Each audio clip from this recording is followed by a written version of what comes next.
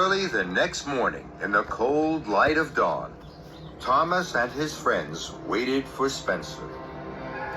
They could see a streak of silver engine puffing towards them. It was Spencer. Thomas felt worried.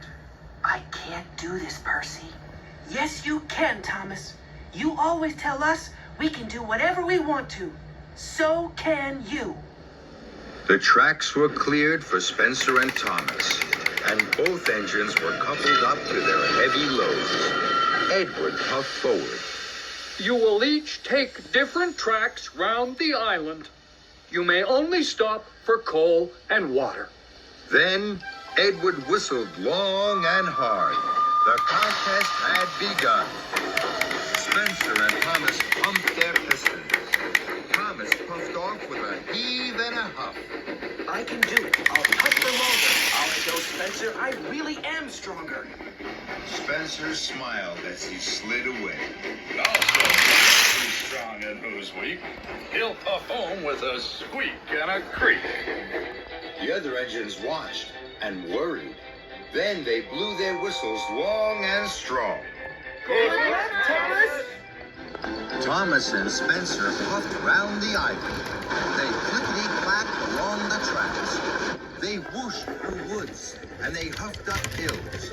Spencer steamed and smiled. He raced and he roared. Thomas puffed and huffed.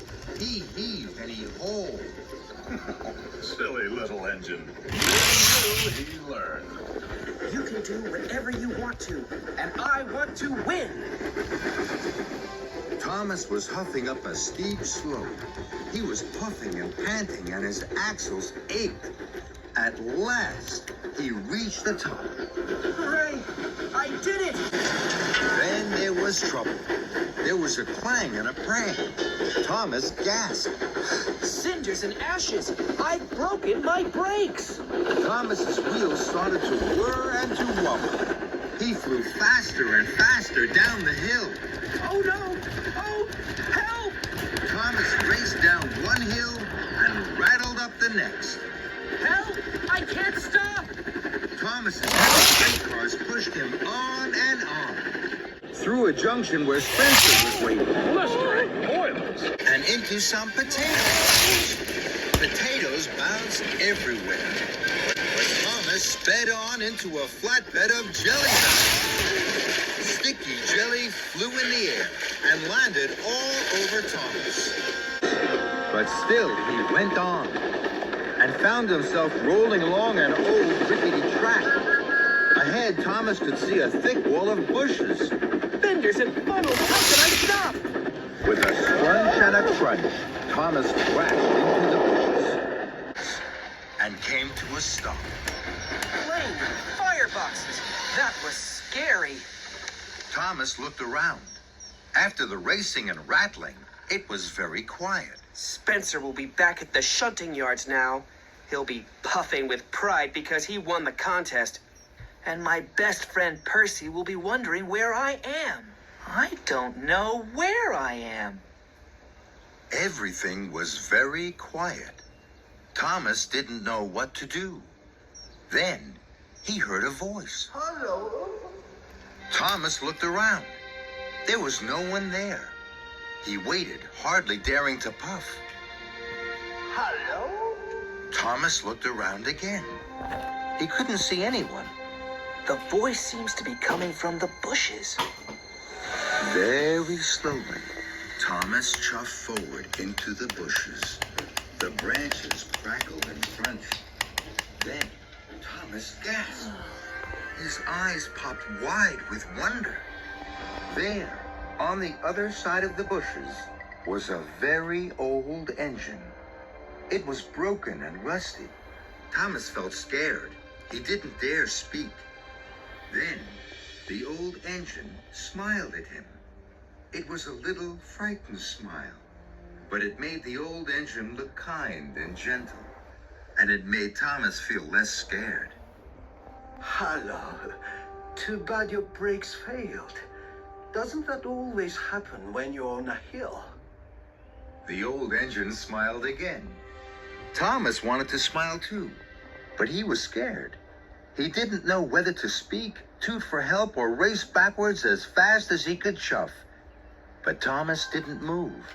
He couldn't take his eyes off this extraordinary engine. Hello, my name is Thomas. My name is Hiro. Thomas wasn't sure what to say next. He'd never met an engine as old and strange as Hiro. Why are you here? Where have you been? That's a very long story. Do you like stories, Thomas? Yes, the little engines in the hills tell me stories all the time. Then, I hope you will like mine. I came here a long, long time ago from another island. I was one of the first steam engines to arrive on Sodor. Thomas was amazed. Where is your island? My island is a long, long way away. There are mountains and snow and sea. There are lots of railways. I was the strongest engine at home. I was called Master of the Railway. How did you get to Sodor? I came in a very big ship. The journey lasted many days and we sailed many seas. When I arrived at the docks, it didn't look at all like home. What was Sodor like then? It was very quiet. I was the only engine on Sodor. They called me Master of the Railway here too. I was very happy. What happened? I started to break down. The mechanics didn't have parts for me. So I was put in a siding. I had to wait for parts for my island. I waited and waited. And now I'm sure the parts will never come. Thomas's eyes were wide with wonder. Do you miss your home? Yes, I do. I miss being master of the railway. Thomas looked at his sad new friend. He felt sorry for Hiro. I know. I'll go and get Sir Topham Hatt. Sir Topham Hatt runs our railway now. He will know how to help you. No, no, please don't do that. You must not tell Sir Topham Hatt. Thomas was surprised. Why? I'm an old engine that cannot be repaired. I know what happens to old engines that cannot be really useful. They're scrapped and sent to the smelter's yard. That's not fair. That's not right. That can't happen to you.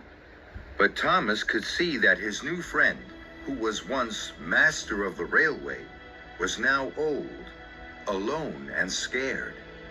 So Thomas made a decision. I will look after you, Hiro. I won't tell Sir Topham Hatt until you are fixed. You are safe with me. I'm sure I can find the parts to fix you. I promise I will make you a really useful engine once more. I will make you master of the railway again. Hiro smiled the biggest smile he had smiled in a long, long time. Thank you, Thomas. Thank you for looking after me. Thomas puffed with pride.